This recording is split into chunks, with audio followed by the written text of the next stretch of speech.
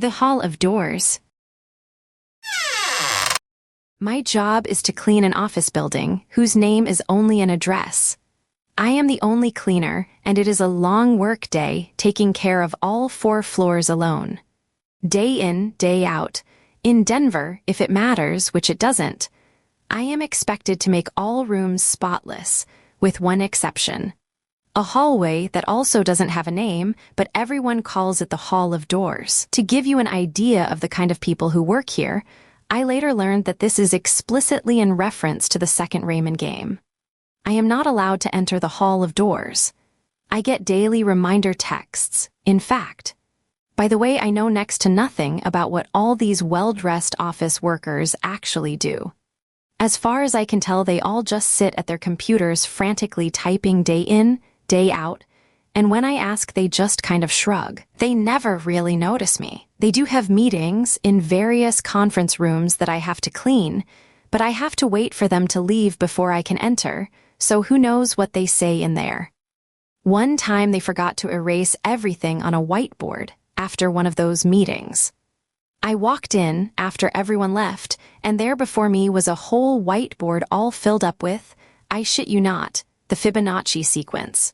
On and on and on. Surely it wasn't some kind of strange math class, but I did marvel at this for a second and wonder before erasing it. Every day when I get to work, I park in a giant empty parking lot.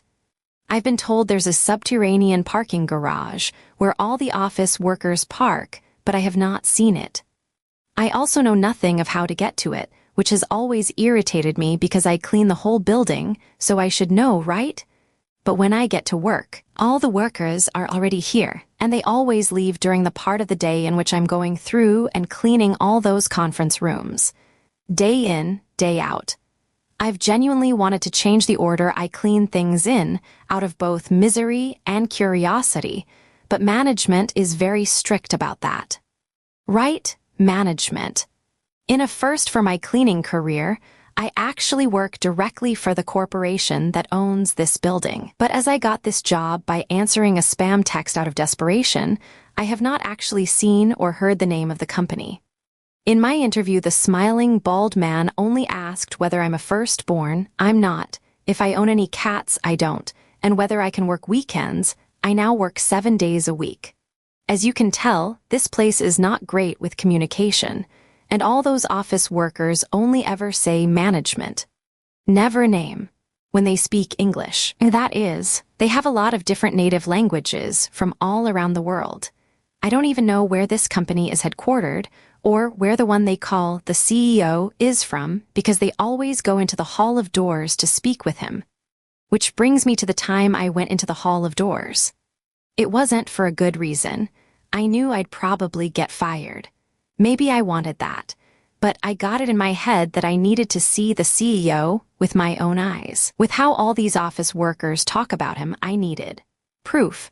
I know it sounds strange, but I needed to prove he really exists. For the first time, I wondered why this place doesn't feel the need for security, but anyway, there I was, just got done cleaning the last conference room of the day. I saw the entrance to the Hall of Doors. I looked both ways. No witnesses. Then I just walked in there, pretending to mop the floor like one does, as though I always clean the Hall of Doors, so if anyone sees, they think I'm supposed to be there. No one really notices me anyway. So, the Hall of Doors. It looked no different from all the other hallways with all the other doors, just without all those televisions with all those news channels.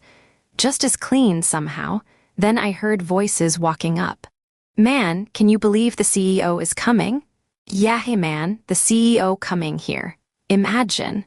I panicked. I picked a door and opened it and stepped out, and I was outside. I was on a busy walkway. Broad daylight, hot, immaculate architecture all around me. All the signs were in Italian. I turned around and saw the nondescript wooden door I was still holding open. I turned around again, and a man in white robes came around a distant street corner with seemingly a large escort. Back in the door I went. Another door. I'll hide there, I thought. Outside that when it was night and everywhere were neon signs in Korean. Back inside. The Hall of Doors had now taken on a very different tone for me. but I just kept mopping and mopped my way back to the part of the building I was allowed to be in, right past those two office workers. And that's when she made that crazy face and ran off.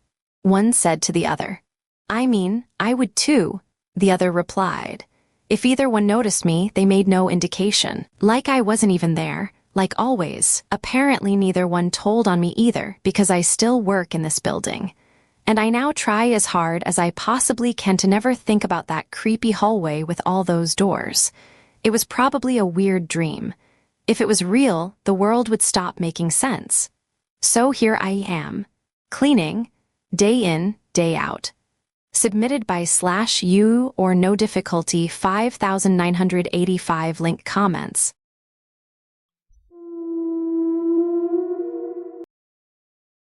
I just wanted a little food. When Colby Jackson invited me over for a party, my initial reaction was disgust.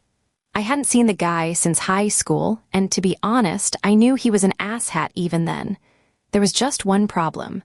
I didn't know where my next meal was coming from, and he said there'd be food. I entered his fire trap of an apartment, one of those ancient complexes from when they still used to build housing. All the old friends were here, Mark and Scoot. Everyone had a beer in their hand. I was extremely disappointed to see no food, just 2 bottom-shelf bottles of liquor and a cooler of cheap beer. What these days amounted to approximately $400 of party materials. Goddamn inflation is insane. I held out hope that pizza was coming. Hell, I would settle for a bag of chips. I hadn't eaten in 2 days. "Jimmy, my boy, have you heard the news?" Colby said to me, his cheeks already a little flush. "What's that? Why we're celebrating? Because it's Tuesday?" They all laughed at that, not that I was trying to be funny.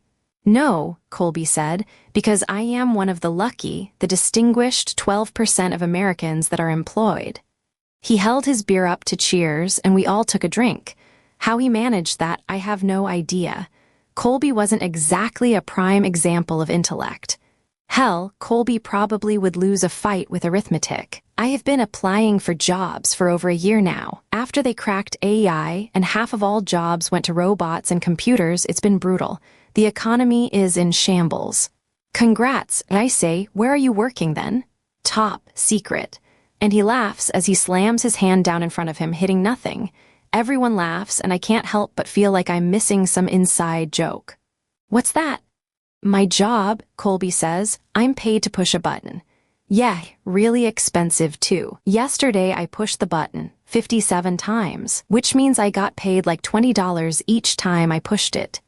He starts rambling on and on about how top secret his job is, at a government base. No phones allowed in. They search him before he's allowed to even clock in, monitored from every angle. Cameras, guns, facial recognition. 3 beers on an empty stomach can catch up quickly. I knew I should have paced myself, but it did feel good to get something in my belly. I work up the courage to ask Colby if there's some grub coming, and he responds, "Duh, I timed it to arrive at halftime." He grabs a remote to turn the game on. Fuck, the game hasn't even started yet. The news is on. A reporter is explaining that the White House is under fire for its latest AI-powered drone warfare. Yesterday, 57 bombs were dropped on civilian targets. Wait, did you hear that? All the boys look at me. 57. That's the same number of times you push the button. Colby's eyes are glossy. Yeah, so. If these idiots followed the news, they'd know that Congress recently passed a bill requiring a human to approve drone strikes even though the AI could do every step of everything else. I don't know how to say this, Colby, but you probably hit the button that dropped those bombs. Hospitals and schools, bridges and apartment buildings. Innocent people, families that were just going about their lives. That's who Colby killed. Casualties could be in the thousands. That, Colby said, is fucking awesome. They all started cheering, and Colby, again, pantomimed pushing the button with joyous enthusiasm. I picked up the bottle of liquor and suggested taking pulls. The thing about that is it's really easy to fake. They were drinking copious amounts, and I was drinking nothing. My 3 friends were so loaded before halftime, they'd all passed out on the couch. Snoring, nothing would wake them. I went to the kitchen, started a piece of paper on fire with his gas stove, and lit the couch on fire. Just as I was bolting out the door, a guy stopped me. I was terrified I was caught in the act. "Colby, you ordered a pizza?" "Yes." I grabbed the pizza. Thank fuck. I got what I came for. Submitted by /u or forgotten well-linked comments.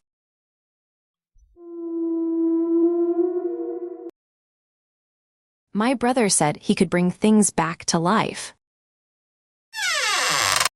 I came back from work, took my shoes off, and stood in the hallway for a while.